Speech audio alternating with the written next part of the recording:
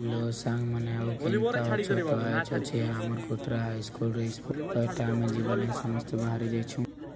तो एटा में सब पिला बाहर गेलो कुतरा हाई स्कूल जीवर खंगे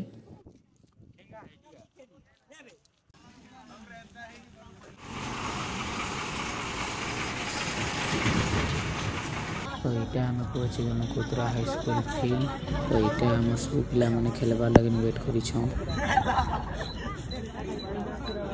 तो किछि देरी वेट करी सारला बात हमर झमान कर हो गला 100 मीटर रनिंग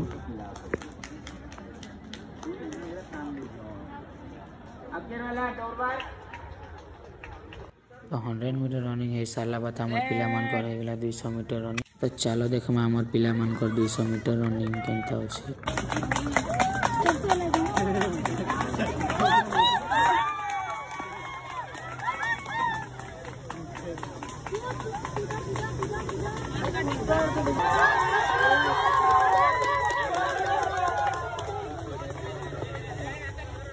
तो 200 मीटर रनिंग है सारला बात हमर हो गला झिया मन कर खो खो